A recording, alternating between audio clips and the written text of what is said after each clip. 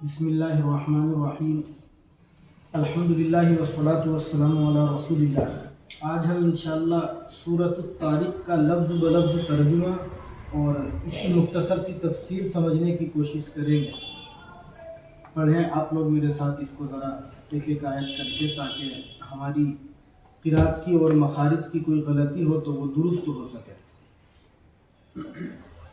اعوذ باللہ من الشیطان الرجیم أعوذ بالله من الشيطان الرجيم بسم اللہ الرحمن الرحیم بسم الله الرحمن الرحيم والسماء والطارق وما أدراك ما الطارق والسماء والطارق وما أدراك ما الطارق واو میں یہاں ترجمہ ہم کریں گے وہی جو بہت مرتبہ کر چکے ہیں، قسم کا۔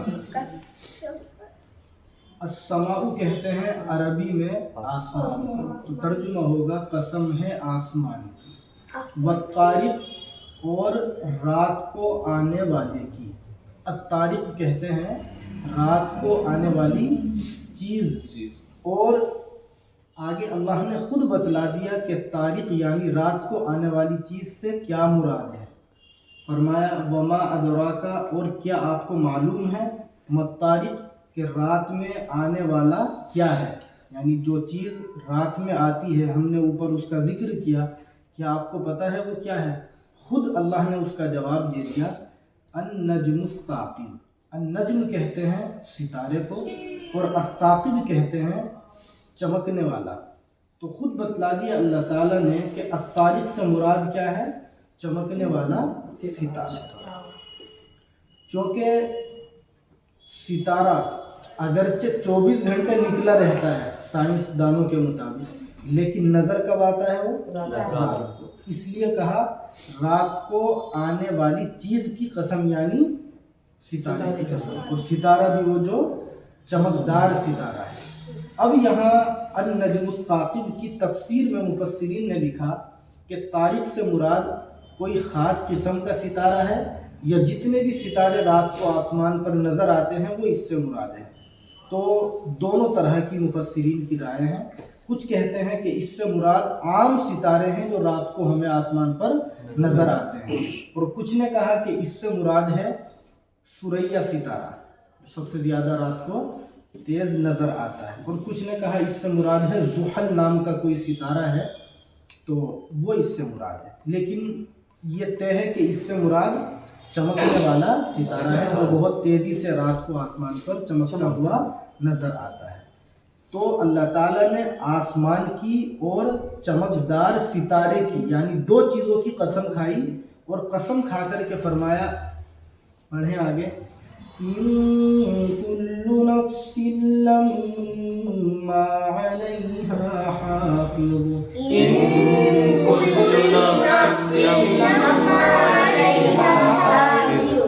ان کا ترجمہ نہیں ہے، کلو کوئی بھی، نفس جان سے مراد ہے انسان، یعنی نہیں ہے کوئی بھی انسان، لما علیہا مگر اس پر ہے، حافظ ایک نگرانی کرنے والا۔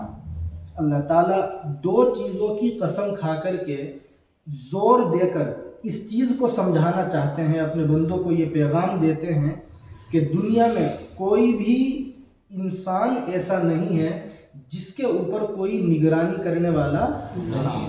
یہاں ہر کسی بات یہ سمجھیں کہ حافظ کا ایک تو ترجمہ وہ ہے جو ہم نے یہاں لکھا، نگرانی کرنے والا۔ تو مطلب آیت کا یہ ہے کہ ہر انسان پر اللہ تعالیٰ نے ایسے فرشتے مقرر فرمائے ہیں جو اس کی نگرانی کرتے ہیں۔ آپ کو یہ پتہ ہے، خود قرآن کریم نے بھی اس کو کئی مقامات پر بیان کیا کہ وَإِنَّ عَلَيْكُمْ لَحَافِظِينَ، کہ تمہارے اوپر کچھ فرشتے ہیں جو نگراں ہیں، حفاظت کرنے والے ہیں۔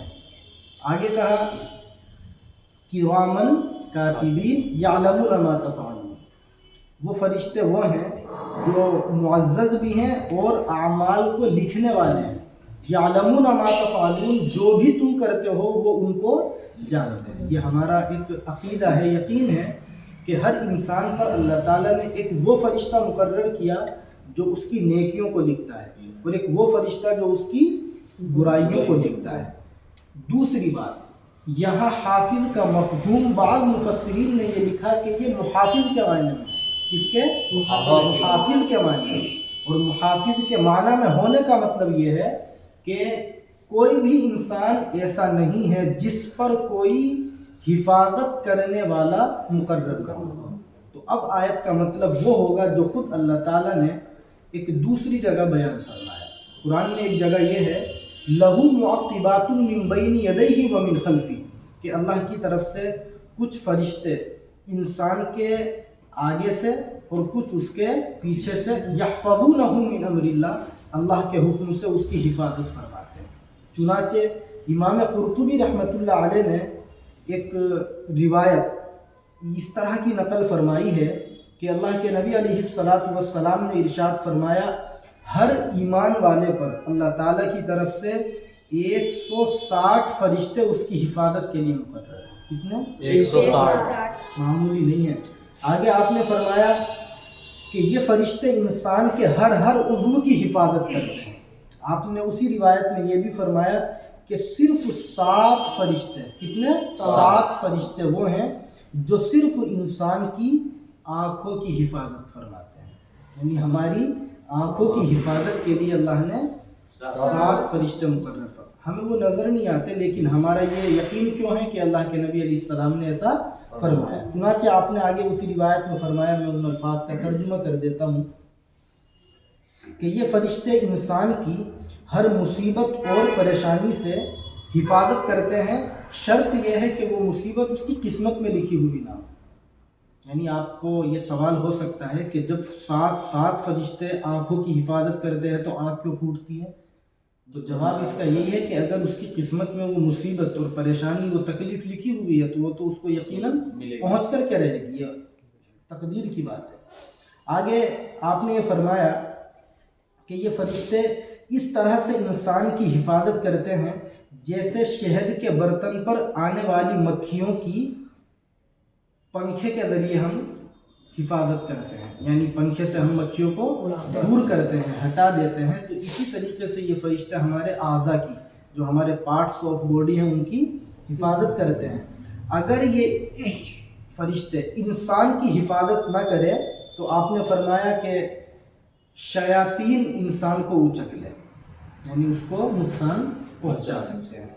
آپ نے دیکھا ہوگا، اس روایت کو آسان لفظوں میں ہم اس طرح سمجھیں، بہت مرتبہ ایسا ہوتا ہے کہ انسان کا ایکسیڈنٹ ہوا مثال کے طور پر، تو دیکھنے والوں کو لگتا ہے کہ بس یہ تو مر گیا ہوگا، لیکن پتہ بھی نہیں چلتا، آدمی کو کچھ بھی نہیں ہوتا، خراش بھی نہیں آتی ہے نا۔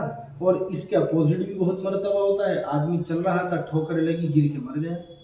تو یہ قسمت میں تھا مرنا، اس لیے اس کی موت آ گئی تھی، وہ چلا گیا ہے۔ قرآن کی آیت ہے، جب کسی کی متعینہ وقت کی جو مدت ہے، لمٹ ہے موت کی، وہ پوری ہو جاتی ہے، لا یستأخرون ساعۃ ولا یستقدمون، 1 سیکنڈ بھی نہ وہ آگے ہو سکتا ہے نہ پیچھے۔ تو یہ اس کی قسمت میں ہے کہ ٹھوکر لگا اور گرا اور مر گیا۔ اور فرشتے کس طرح حفاظت کرتے ہیں؟ بعض مرتبہ ایک چھوٹا سا بچہ چھت سے گرتا ہے، کچھ بھی نہیں ہوتا۔ تو اس طرح سے اس روایت کو ہم سمجھیں۔ تو بہرحال حافظ کا ایک مفہوم تو وہ ہے جو یہاں لکھا ہے نا، کہ فرشتے انسان کے اعمال کی نگرانی کرتے ہیں، ان کو وہ نوٹ کر لیتے ہیں، اور قیامت کے دن اسی کے مطابق انسان کا حساب و کتاب ہو جائے گا۔ اور ایک مطلب کیا بتلایا؟ یہ محافظ کے معنی میں ہے، یعنی فرشتے اللہ کے حکم سے انسان کی حفاظت کرتے ہیں۔ اور اس روایت سے یہ بات اور اچھی طرح کلیئر ہوگی۔ آگے پڑھتے ہیں۔ فَلْيَنظُرِ الْإِنسَانُ مِمَّ خُلِقَ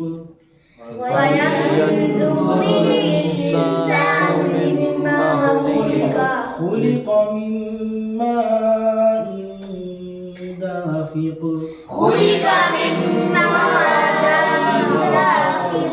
يَخْرُجُ مِن بَيْنِ الصُّلْبِ وَالتَّرَائِبِ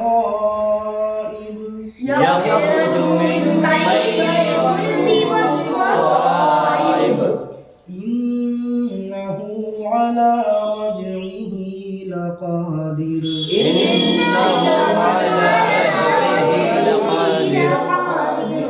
دیکھو اللہ فرماتے ہیں فَلْيَنْظُرْ فا کا ترجمہ تو ینظر کا مطلب چاہیے کہ دیکھے انسان مما کس چیز سے خلقا پیدا کیا گیا ہے وہ، یعنی انسان کو یہ غور کرنا چاہیے کہ اللہ نے اس کو کس چیز سے پیدا کیا. پھر اللہ نے خود جواباً بتلا دیا خلق من ماء دافق، اس کو پیدا کیا گیا ہے من ماء، ماء کہتے ہیں پانی کو، پانی سے، دافقین جو اچھلنے والا ہوتا ہے، اچھلنے والے پانی سے اس کو پیدا کیا گیا ہے.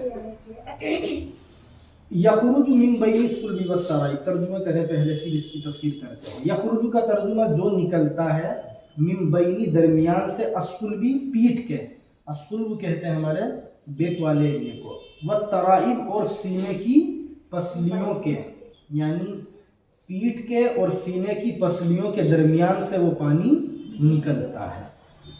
دیکھیں اللہ نے یہاں ہمیں غور کرنے کے لیے کہا کہ انسان کو اس سلسلے میں غور کرنا چاہیے، سوچنا چاہیے کہ اس کو کس چیز سے پیدا کیا گیا. تو بتلایا کہ اس کو اچھلنے والے پانی سے پیدا کیا گیا، اور وہ پانی وہ ہے جو انسان کی پیٹھ کے اور سینے کی پسلیوں کے درمیان سے نکلتا ہے. آسان لفظوں میں اس کو ہم یوں سمجھے، مفتی سعید صاحب پالن پوری رحمۃ اللہ علیہ نے ہدایت القرآن میں اس کی تفسیر بڑے اچھے آسان لفظوں میں اس طرح کی سمجھانے کے لیے کہ انسان کی جب منی نکلتی ہے، منی سمجھتے ہیں وائٹ پانی، تو وہ کود کر نکلتی ہے. کود کر کیوں نکلتی ہے؟ اللہ کی قدرت ہر چیز سے سمجھ میں آتی ہے. انہوں نے سمجھایا اس طرح سے اس آیت کو کہ انسان جب اپنی بیوی سے صحبت کرتا ہے، ملاقات کرتا ہے، تو اس کا جو بچے دانی والا ایریا ہے عورت کا، جو اس کی بچے دانی ہے، رحم ہے، جس کے اندر بچہ حمل میں وجود پذیر ہوتا ہے، تو وہ لکھتے ہیں کہ دراصل اللہ رب العزت نے قدرتی طور سے اپنی مرضی سے اس کو اس طریقے سے بنایا کہ جب انسان بیوی سے صحبت کرتا ہے تو اس وقت میں اس عورت کی جو بچے دانی کا منہ ہے وہ کھلا رہتا ہے اور کھلتا بند ہوتا رہتا ہے. یہ حضرت نے لکھا.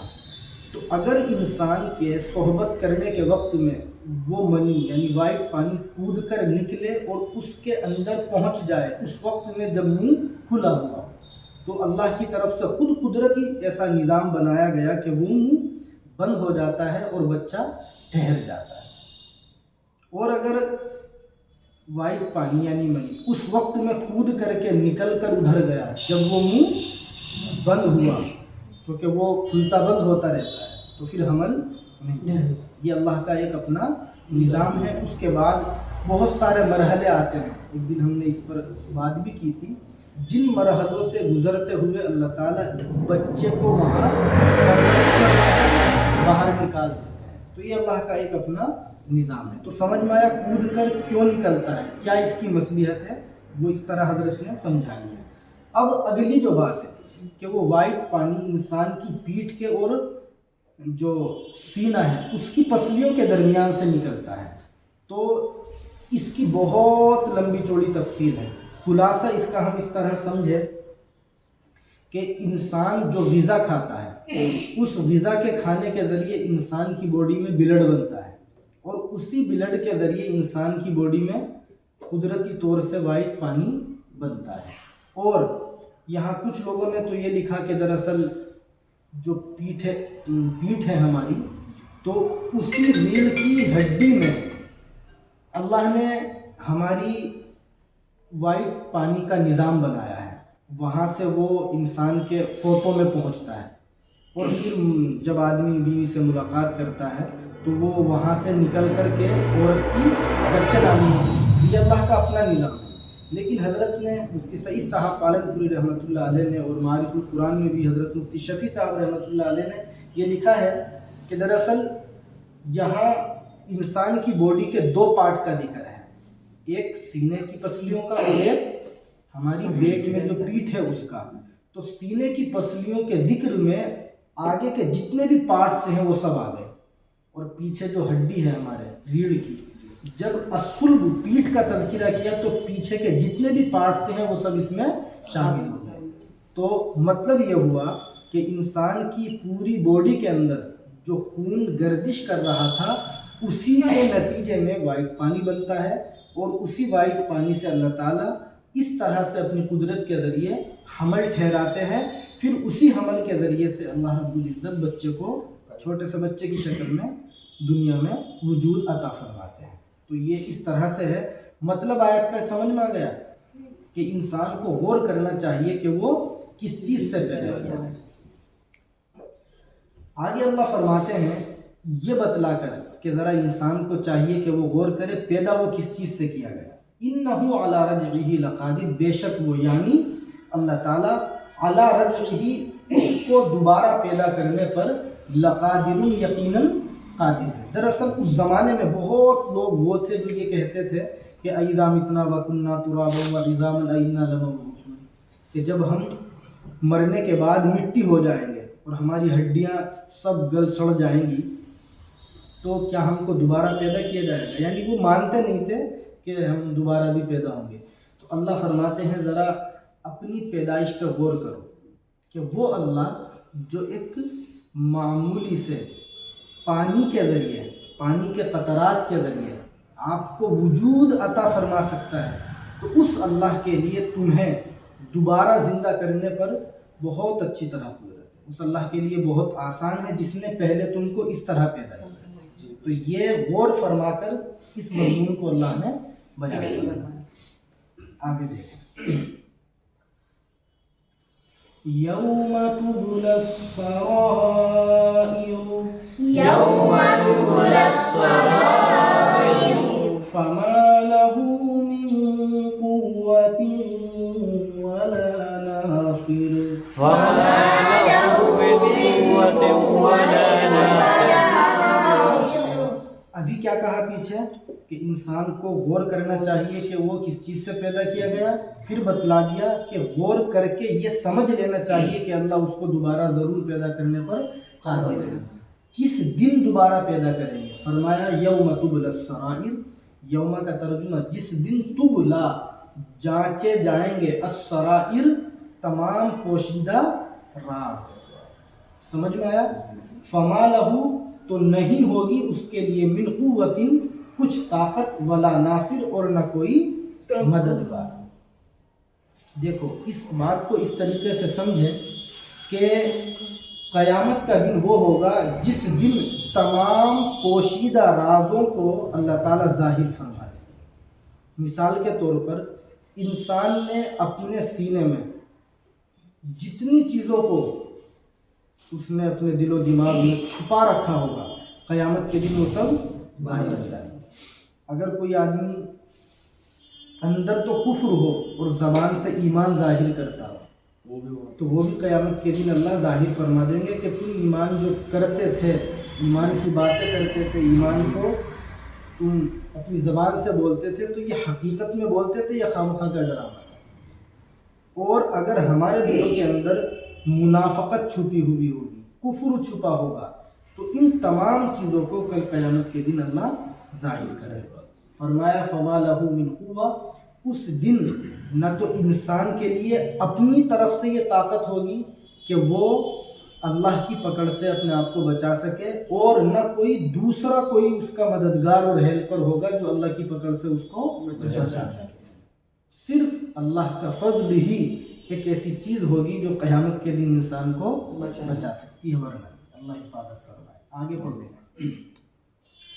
وَالسَّمَاءِ ذَاتِ الرَّجْعِ وَالْأَرْضِ ذَاتِ الصَّدْعِ، وَالسَّمَاءِ ذَاتِ الرَّجْعِ ذَاتِ الصَّدْعِ، إِنَّهُ لَقَوْلٌ فَصْلٌ، إِنَّهُ لَقَوْلٌ فَصْلٌ، وَمَا هُوَ بِالْهَزْلِ، وَمَا هُوَ بِالْهَزْلِ۔ دیکھیں والسمائی میں بھی واو وہی ہے جو قسم کے لیے آتا ہے، تو ترجمہ ہوگا قسم ہے آسمان کی، آسمان بھی کون سا؟ ذات الرجع، ذات کہتے ہیں والے کو اور الرجع کہتے ہیں بارش کو، تو ترجمہ ہوگا قسم ہے بارش والے آسمان کی، والارض ذات الصدع، اور زمین کی ذات الصدع پھٹنے والی، ذات کے معنی والی اور الصدع کے معنی پھٹنے والی، تو دو چیزوں کی اللہ نے قسم کھائی، ایک آسمان کی اور دوسرے زمین کی۔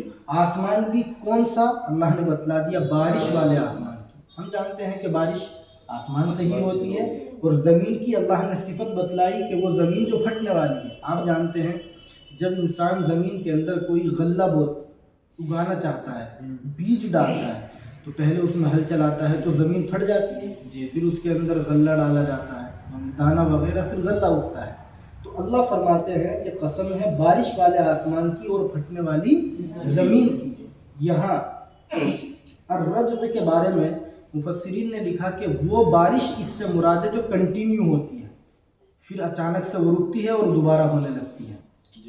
تو اللہ فرماتے ہیں کہ پھٹنے والی زمین کی اور بارش والے آسمان کی قسم، اور قسم کھا کر کے کیا بتلایا؟ انہ لقول فصل، انہ کا ترجمہ بے شک وہ، یعنی قرآن کریم، لقول البتہ ایک بات ہے، فصل فیصلہ کرنے والی، قرآن کریم کو فیصلہ کرنے والی بات اللہ نے بتلایا، اس لیے بتلایا کہ قرآن کریم ایسی کتاب ہے جو حق اور باطل کے درمیان فیصلہ کر دیتی ہے، صحیح کیا ہے غلط کیا ہے اس کا فیصلہ قرآن خود کر دیتا ہے، اس لیے اللہ نے قرآن کریم کو کیا کہا؟